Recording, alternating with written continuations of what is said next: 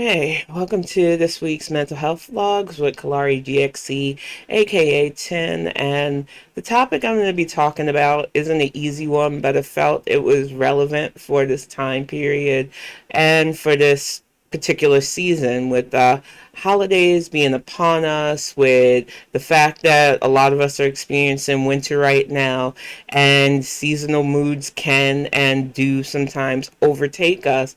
It's time to really talk about the different ways we handle dark thoughts, depression, the feeling of not wanting to be here anymore. And I'm going to be mindful of both YouTube policies and for those who like to share my stuff on Twitter, because saying a certain word is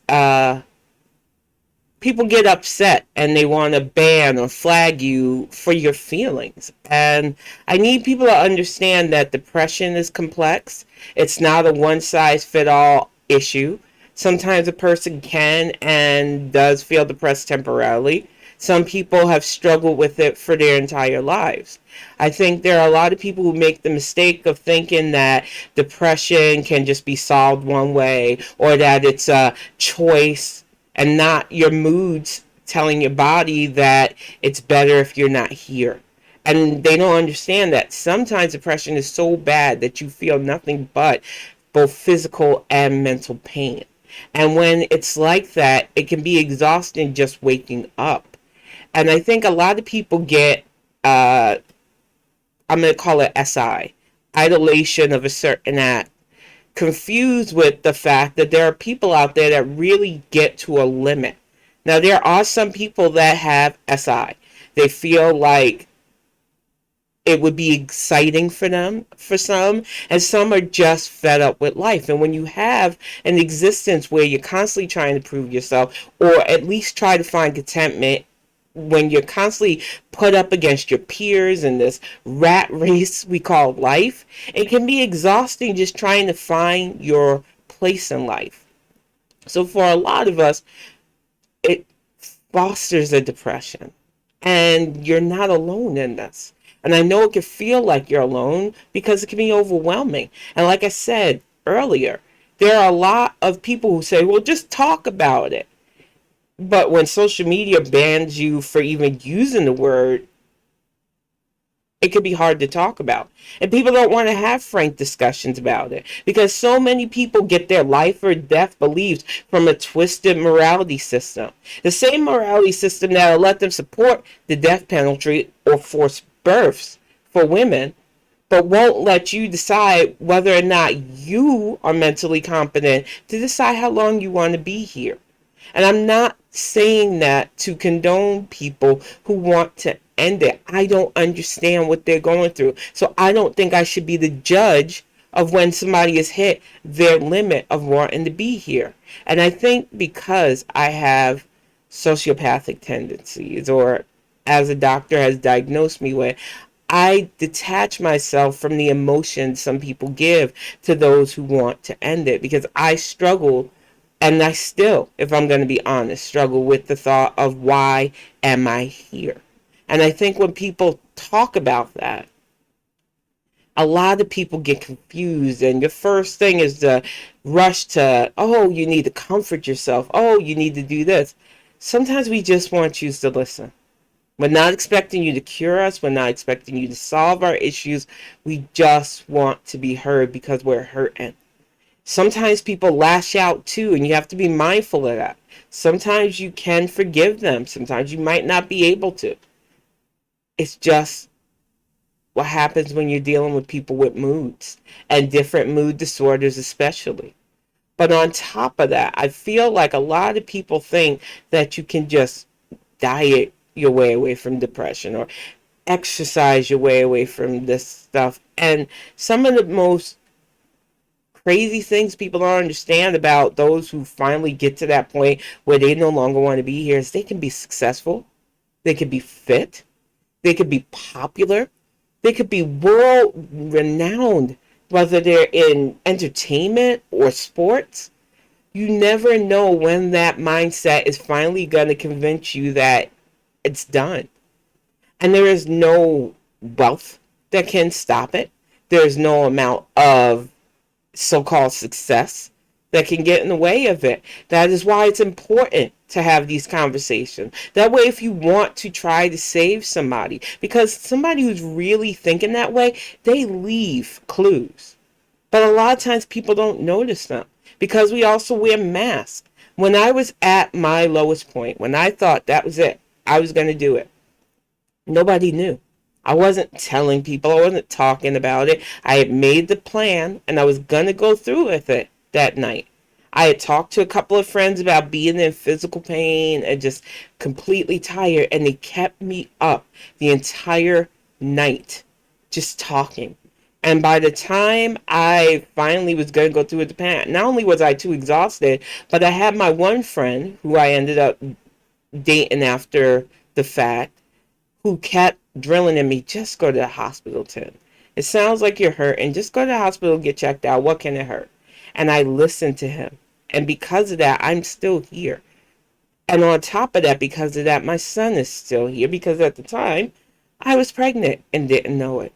But I was hurting so badly that if I hadn't had been kept up that entire night by him and my friend at the time, I don't know. And I think a lot of people don't understand. And I'm not saying that as if my attitude is the standard for this stuff. There are people who are hurting that reach out. There are some people who try to manipulate the situation too, which makes talking about this feeling very hard for those of us who struggle with it, because we don't want to be lumped into those who use it to manipulate people, who use it to threaten. My ex was a prime example of that. Somebody who literally used that he was going to do that to himself to try to pressure my friends into sleeping with him. I didn't want to be lumped into that. I did not want people saying, oh, she's going to say this, but she really doesn't mean it. Because for some people, when we get that idea in our head that the world would be better without us, and there is nothing stopping us from doing it a lot of times. So we need understanding. And we need people who are going to listen to us. We need doctors who understand the nuances of why we feel this way too. And a lot of people don't understand that. What I'm going through isn't going to be the same as a depressed young male, a depressed young female, a depressed white female, and somebody who's non-binary, somebody who's LGBT, particularly trans. They go through a different experience, but they still understand what it's like to not be socially accepted, what it's like to be other, what it's like to be hated. And we need more in the medical profession to understand those nuances, understand what it's like to grow up in a world where you feel displaced, like an outsider looking in and told what's norm and what's moral and what's this and that, and it doesn't apply to you because that wasn't your life. I talk about my childhood a lot because I think for a lot of Gen Xers especially, we've had a weird childhood where we grew up expecting the world to just implode and seeing so much change happen rapidly and be responsible for so much at an early age that we've never gotten a break.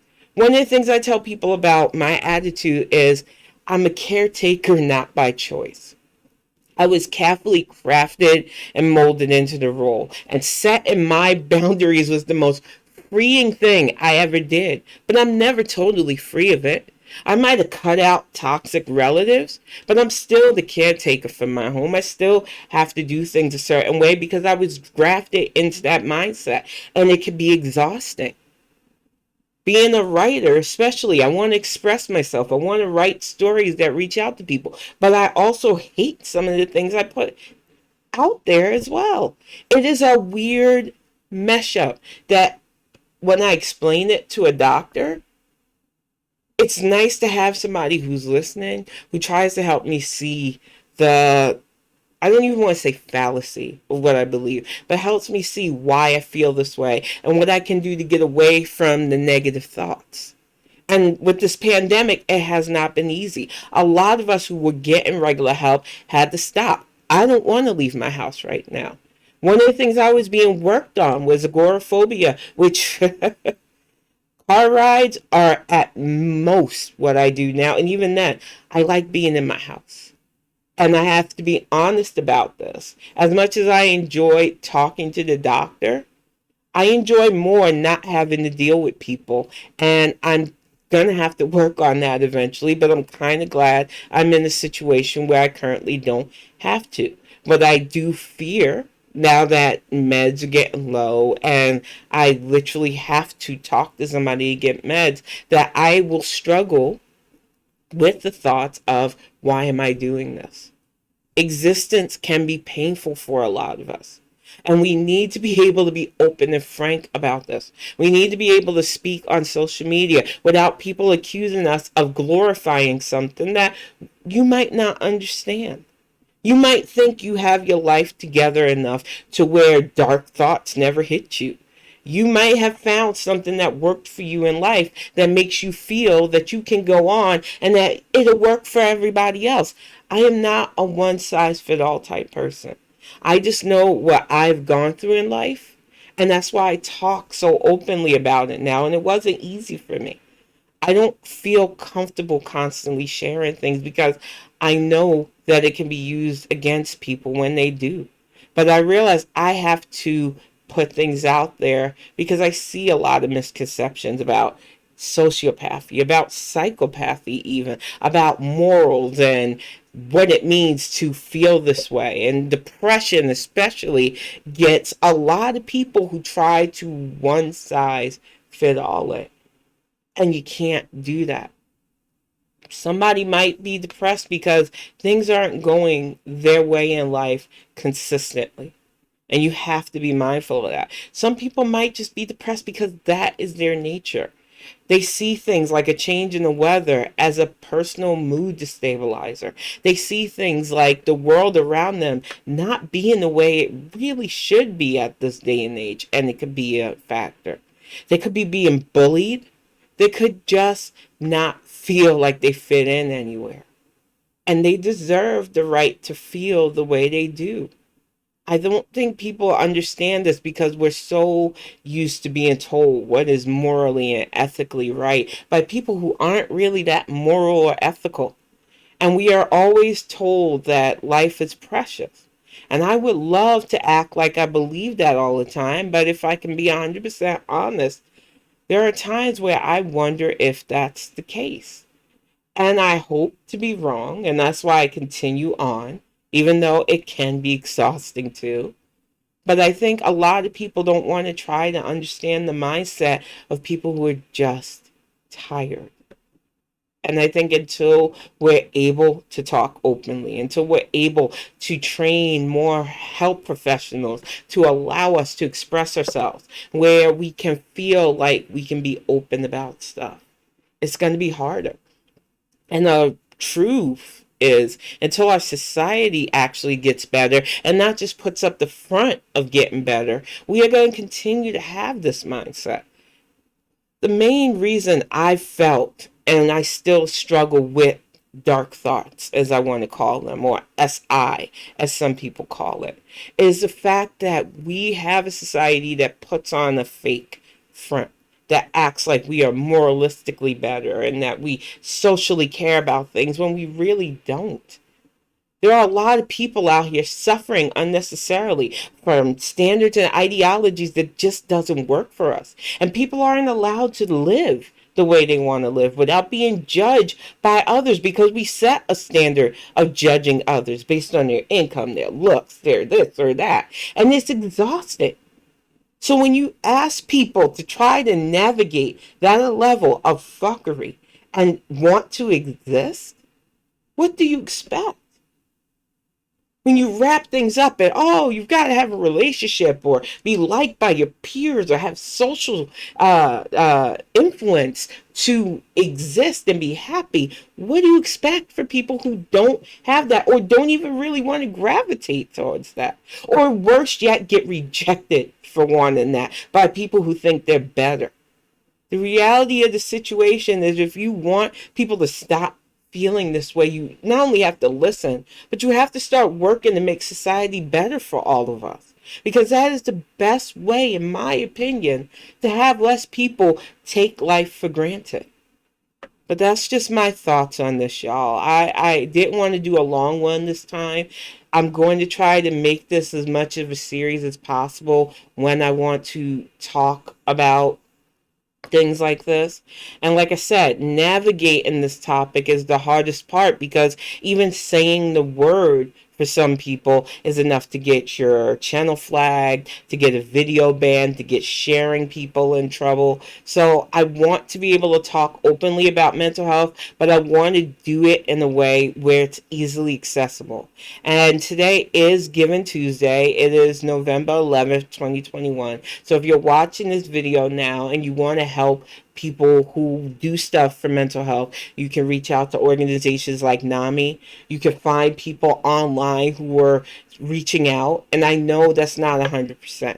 I know there are some people that like to manipulate the situation and utilize these times, but what's it to you to help somebody? Even if they're just doing it to get quick buck, you are helping them. So be mindful of that, and be mindful of those reaching out with their pain. There are always going to be those who try to manipulate the situation. We can't help those types too. But for every cry out, there is always a ring of truth. And we just need you to listen, and we need you not to judge. I will be back next week, hopefully, with a whole new mental health vlog, and thank you for tuning in.